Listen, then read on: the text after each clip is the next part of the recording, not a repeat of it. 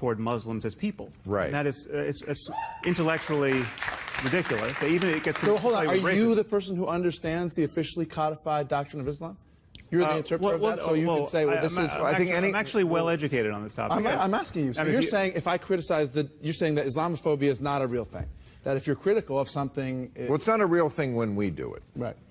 Well, no, it really isn't. I'm not denying that certain people are bigoted against Muslims as people. And that's a problem. Big of you. But why are you so hostile about this? It's gross. It's racist. It's not. But it's so not. It's like saying those stateless, shifty Jew. You're not listening Absolutely to not. what we are saying. You guys are saying if you want to be liberals, believe in liberal principles like freedom of speech, like you know, we are endowed by our forefathers with an inalienable rights, like all men are created equal. Ben, we have to be able to criticize bad ideas. So first off, I think it's gross, it's racist should be your Twitter bio. Have you considered putting it there? People have been just throwing that at me on Twitter ever since. It's a bit of a meme.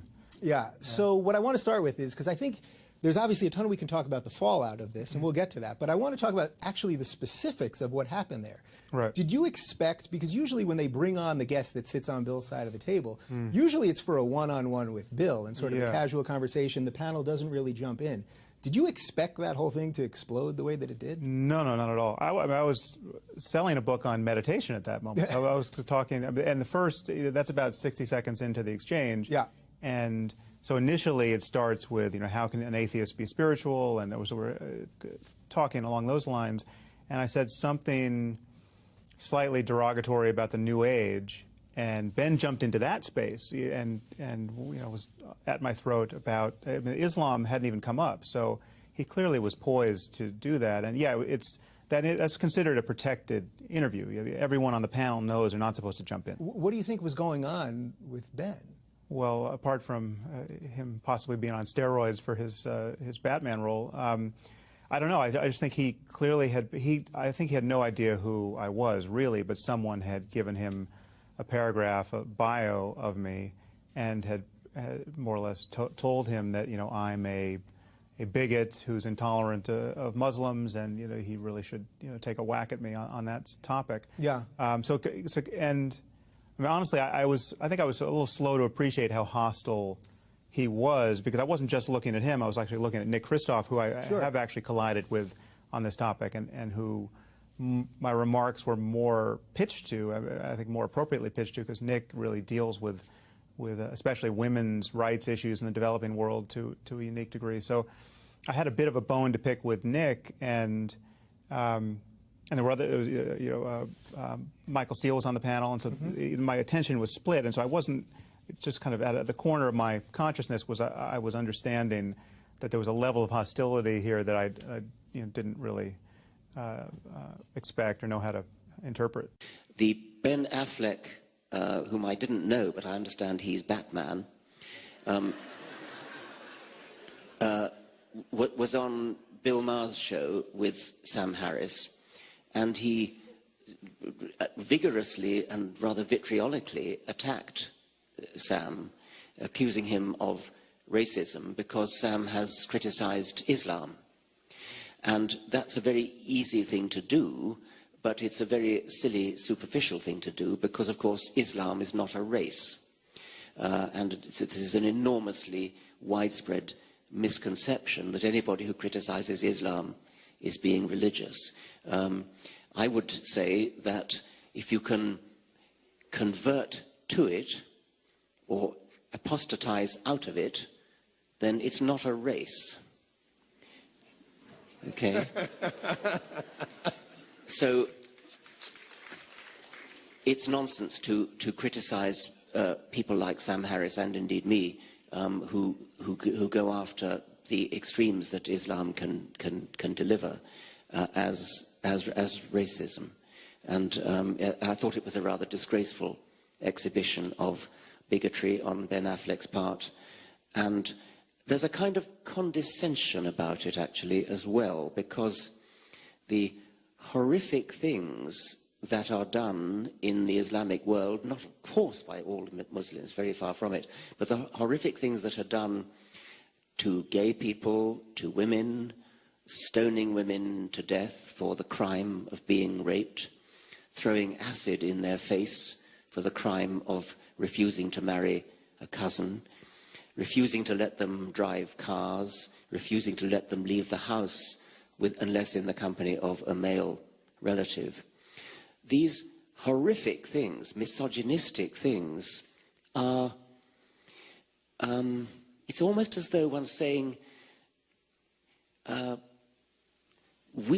you brown people, we don't hold you to the same standards of non-misogyny as we hold ourselves. Now, isn't that a patronizing and condescending thing to do, to use a different standard, to say, we don't criticize you because because misogyny is part of your culture. And that, I think, is what Ben Affleck was doing, among other things. It was a disagreeable episode. I thought Sam handled it very well. I think it was quite unexpected. I don't think that Ben Affleck had actually read anything that Sam had written. I think he probably had been briefed by somebody who said, Sam Harris is a racist Islamophobe, go after him. That would be what I suspect. So talking about knowing how to interpret it, like, it's a little different if Nick Kristof or some author or a philosopher had immediately jumped out at you like that. I think you perhaps would have dealt with it in one way. But when I mean, this is an A-list Hollywood star, this is Batman, jumps at you that way, did that throw you off in a way? I mean, you were cool and collected there, but just having to deal with someone at that level, it's like a different ball game, you know? Yeah, well, it's hard to interrupt a movie star who doesn't want to be interrupted. So at a certain point, you know, if Bill's not going to cut him off, I can't cut him off. So trying to get a word in edgewise is a challenge there. But I mean, the irony is the sentence he was reacting to, the sentence where I say everyone conflates criticism of Islam, a set of ideas, with bigotry against Muslims as people. He no sooner were those words uttered than he demonstrated my thesis with every subsequent statement, and it was just impossible to get that mirror bent, you know, close enough toward his face so that he could recognize what he was doing. Right. So he literally, for the remainder of the 12 minutes, I mean, he continually and repeatedly proved your theory. And then it continued for an hour in the green room afterwards, and it was by no means resolved.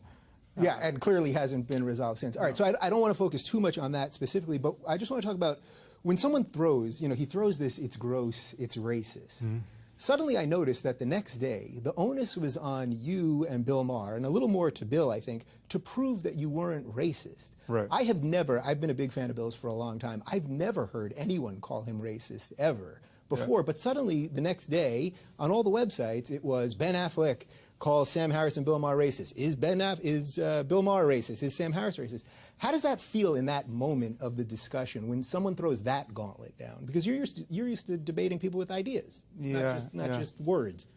Well, it's very dispiriting because it's almost guaranteed to convince half the audience. And this is the first thing I said to Ben afterwards in the green room. I said, you realize just calling us racist convinced half the people listening and watching that we're racist. I mean, just using that word is enough for people. So, and people just assume where there's smoke, there's fire. They can't figure out what anyone is actually saying. Their attention span is so truncated that using words like that, again, just convinces fully half the audience. And the most depressing thing in the aftermath of this was to see the outpouring, the celebration of, you know, disproportionately in the Muslim community on social media, from people who thought that he had just mopped the floor with us, that he had exposed our racism for all to see, and he had argued brilliantly, and he's just this white knight for the Muslim world. And I mean, it was so embarrassing because of course, he did none of that. He wasn't making any sense. He wasn't listening to what we were actually saying, and he was simply, you know, calling us names, you know, very loaded names, and it works for people who want to perceive the conversation along those lines. Was this meme or this idea of you as a racist, was that even out there? Because now I see it in the dialogue all the time, but I had never heard of it. And to be 100% honest with you, I had sort of ancillarily knew your work. I'm not even sure if I was following you on Twitter at the time. So I know a lot of people, when they're done with this, they're going to say, Ruben's just a Sam Harris fanboy and blah, blah, blah, blah, blah. But I didn't. I was watching that, and I thought, well, here's someone making some sense. and now Ben Affleck's just using the worst kind of language with him. But was that idea about you out there before? Well, yeah, I think Glenn Greenwald and a few other people had put it out there. So it was, I mean, it's a trope of politically correct liberal apology around criticism of Islam. So I mean, this notion of Islamophobia, the idea that to single out Islam for any special attention as a set of doctrines or as a political reality in today's world is tantamount to, synonymous with, or covertly motivated by racist bigotry toward Arabs or brown-skinned people. And you know, there are many people like Glenn Greenwald who quite irresponsibly, you know, make that point again and again. And so, yeah, so Ben's, certainly that was not the first time criticism of Islam has been conflated with racism. But I mean, it's such a crazy claim because, I mean, this has been pointed out again and again, and Bill's done this, but Islam is not a race. You know, it's a set of ideas. You can't convert away from a race. You can't convert to a race. Well, Rachel Dolezal. You can. Yeah, that's right. Yes, you can.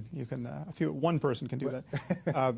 Everything I say about Islam applies to white converts to the faith every bit as much as it does to Arabs or anyone born into it. Sure. In fact, even more so, because I mean, you've had, if you're 30 years old and not had this drummed into you on mother's knee, and with a full adult, you know, clear viewing of your life and all the opportunities available to you, you decide to convert to the most doctrinaire and repressive form of Islam, well then I have the most to say about you. You know, someone like, you know, Adam Gadon, who's, you know, I think he's now dead, but this guy from Orange County who joined Al-Qaeda, you know, I mean, and everything I say about Islam as a religion that, you know, is true. I've said some disparaging things about it as a set of ideas, and I've compared it unfavorably to Buddhism and Hinduism, which, you know, their adherents are for the most part not white like me. So the idea that racism has